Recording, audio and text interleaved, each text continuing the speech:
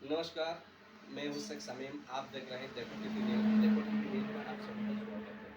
हम इस वक्त पहुँचे हैं जामताड़ा जिले के नाला प्रखंड क्षेत्र के सियारकटिया। झारखंड जनता पार्टी के अध्यक्ष हम नाला विधानसभा के प्रत्याशी जयंत बनर्जी के पास रूबरू हुए हैं। वहीं हम 740 नियोजन नीति के बारे में चर्चित करेंगे। तब तक आप देखते रहिए देखो टीवी न्यूज़। सबसे पहले अपना नाम। मैं जयंत बनर्जी हूँ, झारखंड जनता पार्टी का राष्ट्रीय अध्यक्ष और वर्तमान में नाला से मैं प्रत्याशी भी हूँ। जी सर, जो 60-40 नियोजन नीति, तो ये 60-40 नियोजन नीति है क्या सर? देखिए, मैं आपको पहला स्पष्ट कर देना चाहूँगा कि ये जो 60-40 जो नियोजन नीति जो झारखंड सरकार अभी बनाई है, वर्तमान में यूपीए सरकार, हेमंत सोरेन की सरकार, ये विफलता की सरकार है। 5 लाख युवाओं को रोजगार देने के नाम पर ये सरकार गठन हुआ था, सत्ता पे काबिज हुए थे। जब इसका विरोध होने लगा तो ये हेमंत सोरेन जी 60-40 का एक नियोजन नीति बना के अभी युवाओं को गुमराह कर रहे हैं। हमारी पार्टी झारखंड जनता पार्टी 60-40 नियोजन नीति को मानती नहीं, मानती ही नहीं है। कारण यह है कि 60-40 नीति झारखंड में अभी वर्तमान में नहीं होना चाहिए। झारखंड में अभी संपूर्ण रूप से 100% झारखंडियों को रोजगार मिलना चाहिए। 60-40 का मतलब क्या हुआ? 60-40 का मतलब ये हुआ कि 60% झारखंडी और 40% बाहर के लोग। हमारा राज्य को स्थापना हुए 23 साल हुआ। 2000 नवंबर में 2000 साल में हमारा राज्य गठन हुआ। बिहार से कर्व आउट होकर हमारा राज्य बना। 23 साल के राज्य में, 22 साल के राज्य में 60-40 का नीति बना रहे हैं। क्यों बना रहे हैं? कहीं पे रोजगार नहीं है, किसी झारखंडियों के पास रोजगार नहीं है। युवा दर दर का ठोकर खा रहा है, युवाओं के हाथ में रोजगार नहीं है। तो 60-40 नीति कहां से आ जाएगा? पहले झारखंडी को रोजगार मिले, जब झारखंडी का रोजगार कोटा खत्म हो जाए तब जाके कहीं पे किसी बाहरी को आप रोजगार दीजिए, हम लोग का कोई आपत्ति नहीं। और आपके चैनल के माध्यम से भी मैं आपको बता देना चाहूंगा कि झारखंड जनता पार्टी का अगर कोई भी प्रत्याशी अगर विधानसभा पहुंचता है तो हम लोग 100% झारखंडियों का जो मुद्दा है, हम लोग 100% झारखंडियों को रोजगार के लिए हम लोग प्रतिबद्ध भी हैं और इसका हम लोग आवाज भी उठाएंगे। पार्टी के द्वारा हर घर हो एक रोजगार का आह्वान किया जा रहा है। हर घर हो एक रोजगार का मुद्दा जो हम लोग चला रहे हैं कि प्रत्येक घर में एक कम से कम सरकारी रोजगार होना चाहिए। मैं पूरा का पूरा अन्य दलों से भी मैं कहना चाहूंगा कि अभी वर्तमान में जो स्थिति है झारखंड में, कोई भी आपका जो अधिकारी है वो अपने ही परिवार में 5-6 नौकरी लेके बैठे हुए हैं। पहले तो सरकार इसको स्पष्ट करे, हर घर और एक रोजगार का नीति लाए।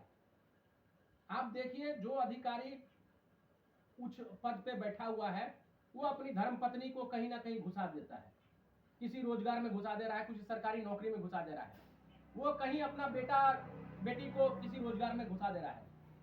तो यही लोग तो रोजगार को लेके बैठे हुए हैं। तो आखिर हम लोगों का युवाओं को रोजगार कहां से मिलेगा? जब तक ये स्थिति स्पष्ट नहीं होता है और ये एक लॉ बनना चाहिए, संविधान बनना चाहिए कि हर घर में सिर्फ एक ही सरकारी रोजगार होगा। हाँ, आपके पास में अगर क्वालिटी है, आप अगर अच्छा शिक्षा हासिल किए हैं और आपके पास में नॉलेज है, आप ट्राई कर सकते हैं। परंतु सरकार का ये नीति स्पष्ट होना चाहिए कि हर घर एक ही रोजगार होगा, सरकारी नौकरी। आप 5-6 करके, आपके घर में 4 बेटा है, चारों बेटा आप सरकारी नौकरी लेके बैठा हुआ है, तो साधारण आदमी कहां से रोजगार मिलेगा? एक आदमी जो पहुंच जाता है, जिसको रोजगार मिल जाता है, वो फिर उसी सिस्टम का हिस्सा बन जाता है, फिर वो अपना ही भाई भतीजा को सबको लेकर रोजगार में घुसा देता है, अन्यों को मौका ही नहीं मिलता है। यहाँ बेरोजगारी बढ़ने का कारण भी तो यही है। और 60-40 नीति कोई नीति नहीं है, ये सिर्फ जनता को गुमराह करने के लिए बनाया गया है। 60-40 बोल के कुछ नहीं है। यहाँ 100% झारखंडी को रोजगार मिलना चाहिए। हम लोग इसके लिए विधानसभा में आवाज भी उठाएंगे। अगर झारखंड जनता पार्टी का कोई भी प्रत्याशी जीत के आता है तो इस मुद्दे पे झारखंड में हम लोग आंदोलन भी करेंगे। जैसे 60-40 नियोजन नीति में जैसे छात्र संघ में आंदोलन कर रहा है, कोई जगह मार भी खा रहा है, उन लोग का कोई तो सपोर्ट तो नहीं किया जा रहा है अभी तक, इसके बारे में क्या है? देखिए, हमारी पार्टी अभी नया नया पार्टी बना है, हमारा पार्टी का अभी पंजीकरण भी पूरा कंप्लीट नहीं हुआ है। उम्मीद है कि लोकसभा चुनाव के पहले हमारी पार्टी के जो मान्यता है, हमारे पार्टी को चुनाव आयोग मान्यता दे देगा। तो जैसे ही हमारा अगर मान्यता हम लोगों को मिल जाता है, जितने भी सरकार का जो उपलब्धि है और जो गैर नीति सब जो सरकार बना रही है, उसके पे हम लोग बैठ के विचार करेंगे। और रहा सवाल छात्रों का, तो झारखंड जनता पार्टी में ये जो पूरा मेरा जो संगठन है, ये पूरा छात्रों लोग के ही लेके संगठन है। तो हम लोग आपके चैनल के माध्यम से पूरी झारखंड में जितने भी छात्र संघ जो है उसको मैं कहना चाहूँगा, आपके पीछे हम लोग खड़े हैं। हम छात्रों के पीछे खड़े हैं और उनके आवाज बनने का काम भी हम ही लोग करेंगे। विधानसभा में उनका आवाज को उठाने का काम भी हम लोग करेंगे। मैं अन्य पार्टी के बारे में नहीं जानता, परंतु झारखंड जनता पार्टी छात्रों के साथ में है। जिसे सर अब तो नाला विधानसभा में प्रत्याशी घोषित तो हो गया है, लेकिन जनता ये जानना चाह रहा है कि आप एनडीए से है या यूपीए से है? देखिए, हम आपको अभी आपको बताए भी हैं कि हमारा पार्टी का पंजीकरण अभी जस्ट हमारा बाकी है। लोकसभा चुनाव तक हमको उम्मीद है कि हमारा पार्टी का पंजीकरण हो जाएगा, परंतु वर्तमान में नाला विधानसभा में एनडीए के पास में कोई विकल्प नहीं है जयंतो बनर्जी को छोड़। आप अगर बाटुल झा को देख लीजिए, उनका उम्र हो गया है करीब 70 का उम्र हो चुका है उनका। 7 बार 8 बार चुनाव लड़ चुके, 8 बार। अभी उनके बाद में भाजपा के पास में कोई भी प्रत्याशी नहीं है और कोई विकल्प भी नहीं है। जयंतो बनर्जी छोड़ के कोई विकल्प नहीं है, क्योंकि हम यहाँ के स्थानीय हैं, हम यहाँ के ही हैं, इसी मट्टी में जन्मे हैं। नाला की जनता कभी भी किसी बाहरी को वोट नहीं देगा। एनडीए गठबंधन में और भी दल हैं, मैं किसी व्यक्ति विशेष का नाम करना नहीं ले लेना चाहूंगा, परंतु जो भी व्यक्ति विशेष जो बाहर है वो बाहरी है, वो नालावासी नहीं है।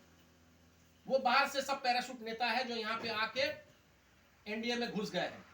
हमारा झुकाव एनडीए की तरफ शुरू से रहा है। मैं 35 साल 30 साल तक मैं राजनीति जो मेरा हुआ है, जो मैं सदस्य रहा हूँ, मैं भाजपा का सदस्य रहा हूँ। तो मेरा कुछ मनमुटाव था बोल के मैं अपना आज अलग पार्टी बना लिया, मगर मेरा शुरू से ही मेरा एक मैंने इच्छा भी था कि मैं एनडीए में जाऊं और मैं एनडीए गठबंधन का हिस्सा बनूं। हम लोगों का कोशिश भी है कि जैसे ही पार्टी का रजिस्ट्रेशन हो जाए, हम लोग राष्ट्रीय अध्यक्ष माननीय श्री जेपी नड्डा जी से बात करेंगे, प्रदेश अध्यक्ष से भी हम लोग इस विषय में बात करेंगे और हम लोग एनडीए का हिस्सा बनने का कोशिश करेंगे। भाजपा बड़ा भाई होने के नाते आपको पता है कि जो फलदार वृक्ष होता है वो झुका होता है, तो बड़े भाई होने के नाते भाजपा से भी मैं अनुरोध करूंगा कि आप क्षेत्रीय पार्टी को भी अपने साथ लेके चले, हम जैसे युवा नेताओं को भी अपने साथ लेके चले। हम लोग युवा हैं, हम लोगों को अभी अगर मौका नहीं मिलेगा तो कब मौका मिलेगा? 80 साल तक अगर एक ही व्यक्ति अगर चुनाव लड़ते हुए जाए तो हम लोग युवा लोगों को मौका कब मिलेगा? जितने भी प्रत्याशी हैं नाला विधान सब 65 पार है। अगर उसी को आप लोग बार बार रिपीट कीजिएगा तो युवा लोग कब चुनाव लड़ेगा? युवा कब आएगा राजनीति में?